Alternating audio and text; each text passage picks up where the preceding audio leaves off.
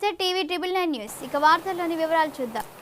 Khammam collectorate వద్ద రుణమాఫీ రైతు సంఘాల ఆధ్వర్యంలో భారీ ప్రదర్శన ధర్నా షరతులు నిబంధనలు లేకుండా సత్వరం 2 లక్షలు ఉండాలని మాకు చేయాలని డిమాండ్ చేస్తూ మంగళవారం ఖమ్మం కలెక్టరేట్ ముందు తెలంగాణ రైతు సంఘాల ఆధ్వర్యంలో భారీ ప్రదర్శన ధర్నా నిర్వహించారు. వందలాదిగా తరలివచ్చిన రైతులు వెంకటయ్యపాలెం నుండి నూతన కలెక్టరేట్ వరకు భారీ ప్రదర్శన ధర్నా నిర్వహించగా భారీ వాహనాలతో వైరా ఖమ్మం రోడ్డుకు ట్రాఫిక్ అంతరాయం అయ్యింది. అదే సమయంలో అక్కడికి చేరుకున్న వ్యవసాయ శాఖ మంత్రి తుమ్మల నాగేశ్వరరావు రైతులను ఉద్దేశించి మాట్లాడారు. రైతుల ఆందోళన సందా వద్దు.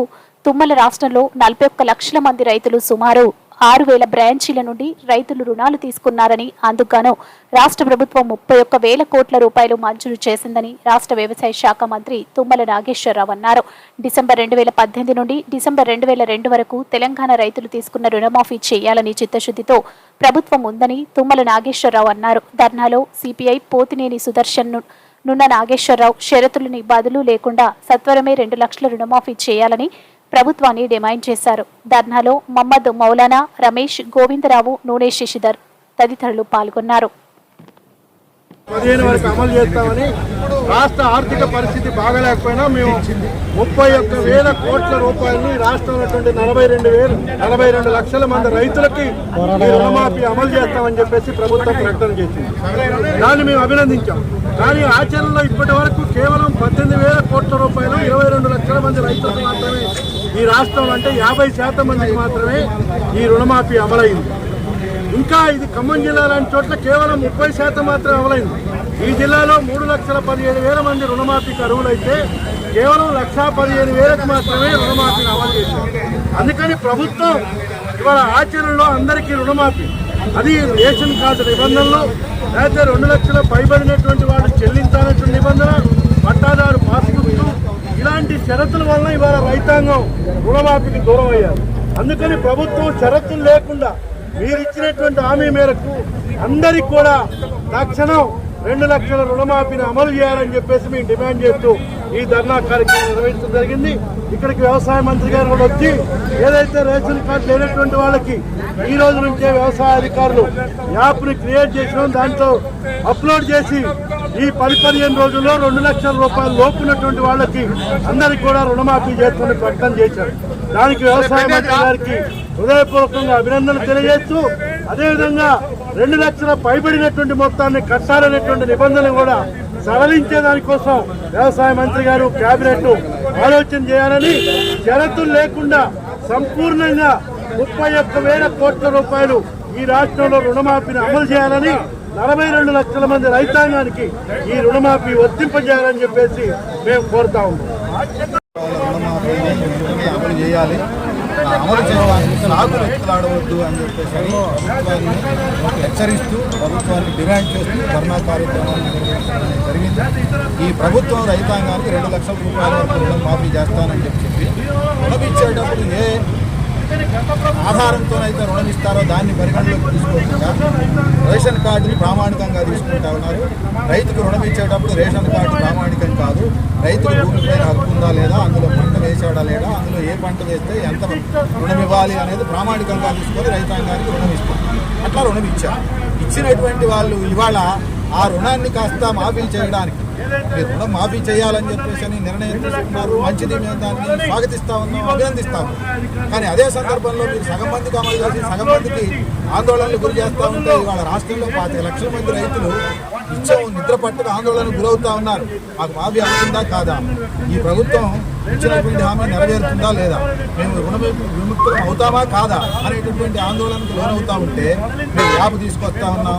రైతు వేదికల దగ్గరికి వెళ్ళండి, 2 లక్షల పైన ఉన్న వాటిని కట్టండి, రేషన్ కార్డు చూపించండి, ఒకటే కుటుంబం అని చెప్పేసి ఆధారం చూపించండి, ఇట్లాంటి గుండె సాకులు చెప్పి రైతాంగాన్ని ఇబ్బంది పెట్టడం అనేది సరైనది కాదు.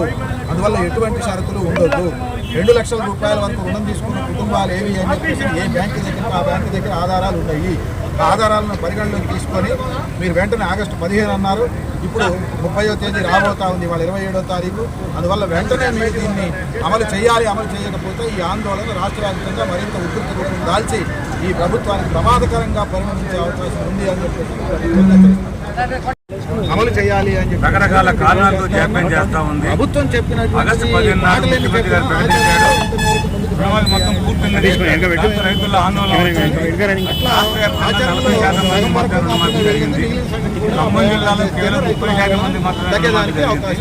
అందుకే రైతుల్లో ఆందోళన జరిగింది. రోడ్ల మీద వస్తూ ఉన్నారు. రోడ్ల మీదకి రావడానికి ధర్నాలు చేయడానికి ప్రభుత్వం ఇచ్చిన ప్రకటన కారణం.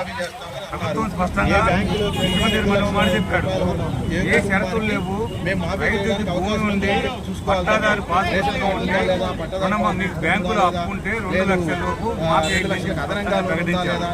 ఆ మాట చెప్పి తను కట్టుబడి అనుకున్న ప్రభుత్వం మళ్ళీ వాళ్ళ కొత్తగా తెల్ల రేషన్ కార్డు 2 లక్షల పై ఉన్న బట్టి అప్పు చెల్లించాలి, యాప్లు తయారు చేసి భూమి ఎక్కడ సరైపోతారు, కుటుంబ నియంత్రణ కుటుంబ మొత్తం నిర్ధారణ కావాలి.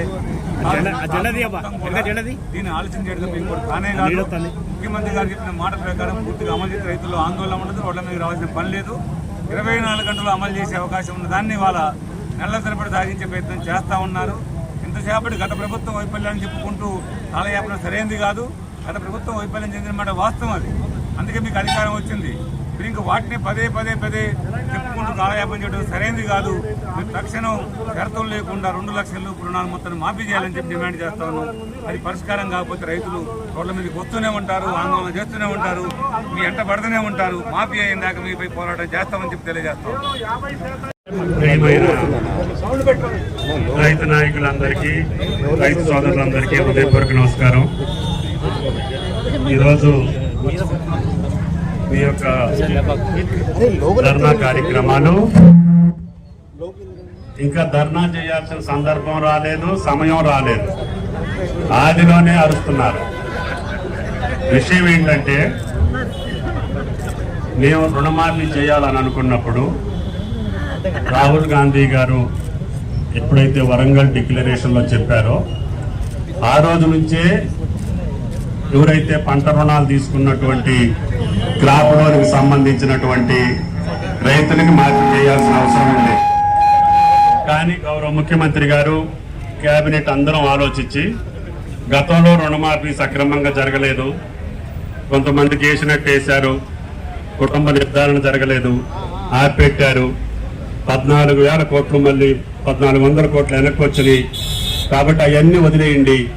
గత 5 సంవత్సరాలు ఎప్పుడైతే 12/12/18వ తారీఖు నుంచి 9/12/23 5 సంవత్సరాల కాలంలో మా రైతులు, తెలంగాణ రైతులు తెలంగాణ బ్యాంకుల్లో తీసుకున్నటువంటి పంట రుణాల యొక్క జాబితా ఇవ్వమని చెప్పి మేము బ్యాంకులను అడిగాం. ఎప్పుడు 6 నెలల తర్వాత, గవర్నమెంట్ వచ్చిన 6 నెలల తర్వాత బ్యాంకులను అడిగాం. వాళ్ళు గతంలో 40 లక్షల ఖాతాలు ఇచ్చారు అంతకుముందు ప్రభుత్వానికి. మేము అడిగిన తర్వాత 42 లక్షల ఖాతాలు మా దగ్గరకు వచ్చినాయి. 42 లక్షల ఖాతాలకి 2 లక్షల చొప్పున మేము మొత్తం క్యాలిక్యులేట్ చేసుకుంటే 30,000 పైన 31,000 కోట్లు కావాలని నిర్ధారణకు వచ్చాం.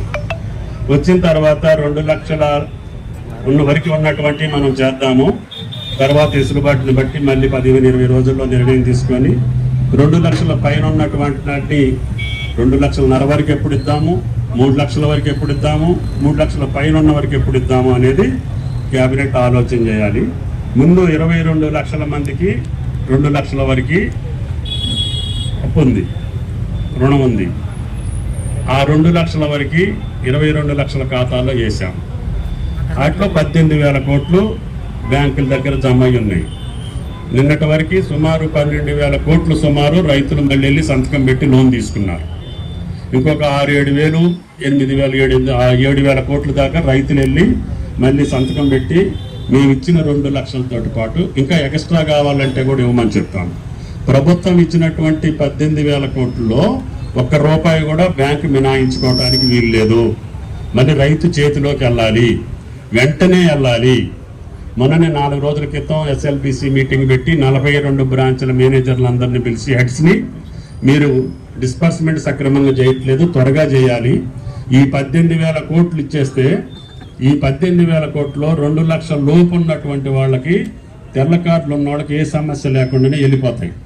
ఎందుకంటే కుటుంబం నిర్ధారణ చేయాల్సిన అవసరం లేదు. ఆ తెల్ల కార్డు లేనటువంటి పాస్బుక్ల మీద లోన్ ఉన్నటువంటి వాళ్ళ ఖాతాలని ఇంటికి వెళ్ళి, మేము సుదర్శన్ గారి కుటుంబంలో ఎంతమంది ఉన్నారు, హేమంతరావు గారి కుటుంబంలో ఎంతమంది ఉన్నారు చూసి అక్కడనే అప్లోడ్ చేయొచ్చు. యాప్ ఎట్లా పెట్టామంటే నిన్నటి నుంచి పని జరుగుతుంది. వాళ్ళు ఇంటికి వెళ్తారు, కుటుంబాన్ని నిర్ధారించుకుంటారు, ఆ కుటుంబ సభ్యులతోటి ఫోటో తీసి ఆ ఏవో అప్పు కూడా ఫోటో కూడా మాకు అప్లోడ్ అవుతుంది. వాటికి సుమారు 3,000 కోట్లు కావాలి. ఈ నిన్నటి నుంచి మొన్నటి నుంచి యాప్ తయారు చేసి పంపించాము. దాన్ని త్వరితగతిన 2 లక్షల లోపు ఉన్నటువంటి కుటుంబ నిర్ధారణ కానటువంటి తెల్ల కార్డు లేనటువంటి రైతులు కూడా మేము త్వరగానే వారం 10 రోజుల్లోనే పూర్తి చేసి వాళ్ళ అకౌంట్లో 2 లక్షల రూపాయలు చేయడం జరుగుతుంది. ఈ లోపుగానే క్యాబినెట్ కూర్చొని 2 లక్షల పైన ఉన్నటువంటి రైతులకి ఇంకా సుమారు 10 నుంచి 12,000 కోట్ల దాకా వేయాల్సిన అవసరం ఉంది. అంటే 2.5 లక్షల వరకు ఎప్పుడు వేయగలుగుతాను, 3 లక్షల వరకు ఎప్పుడు వేయగలుగుతాను క్యాబినెట్లో నిర్ణయించి నిధులు సమీకరించుకొని ఆ రైతులకి మేము షెడ్యూల్ ప్రకటిస్తాం. ఈ రోజు 2.5 లక్షల వరకు ఉన్నటువంటి వాళ్ళు కట్టండి 50,000, నేను 2 లక్షలు మీ ఖాతాలో వేస్తాను అని చెప్పి ప్రభుత్వం ఒక ప్రకటన చేస్తుంది.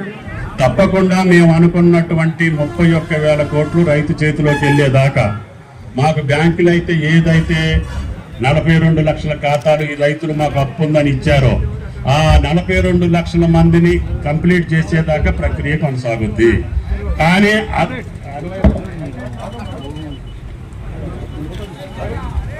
అట్లా అని చెప్పి మొన్న కాకు కూడా మీరు రిపోర్ట్ చదివితే తెలుసుద్ది. గత ప్రభుత్వంలో ఏమీ చేయకుండా ఇష్టం వచ్చినట్టుగా దుర్వినియోగం చేశారు. వెళ్ళాల్సిన రైతుకి వెళ్ళలేదు. కాబట్టి మీరు ఇంటికి వెళ్ళి కుటుంబ నిర్ధారణ చేసుకొని ఆయన ఖాతాలో వేసే బాధ్యత మీది అని ప్రభుత్వాన్ని అభిశంసించింది. మేము ఆ రకంగా మాట పడదలుచుకోలేదు. అట్లా అని చెప్పి రైతుని ఎవరిని వదిలిపెట్టదలుచుకోలేదు. కాబట్టి దయచేసి రైతు సంఘాలు కావచ్చు, రైతులు కావచ్చు, మేము ఏదైతే బ్యాంకులు మాకు ఏదైతే లిస్ట్ ఇచ్చిందో 5 సంవత్సరాల్లో పంట రుణం ఉన్నటువంటి రైతుల యొక్క ఖాతాలు ఏవైతే మాకు ఇచ్చిందో అన్నిటికీ ప్రభుత్వం ద్వారా 2 లక్షల రూపాయలు ప్రతి ఖాతాలో వేపించే బాధ్యత ఈ ప్రభుత్వాన్ని అని చెప్పి పదే చెప్తున్నాను. కానీ ప్రక్రియ మధ్యలోనే ఉంది. ఇప్పుడు 18,000 కోట్లే డిస్పర్స్ అయింది. ఇంకా దగ్గరికి 12,000 కోట్లు రైతుల ఖాతాల్లోకి వెళ్ళాలి. వెళ్ళక ముందే ఈ రకమైనటువంటి కార్యక్రమాలు మీ యొక్క అవగాహన కోసం, రైతుల యొక్క ఆందోళన కోసం చేస్తుండొచ్చు. రైతులు ఎవ్వరు కూడా ఆందోళన చెందొద్దు. రైతు సంఘ నాయకులు అంతకంటే ఆందోళన చెందొద్దు.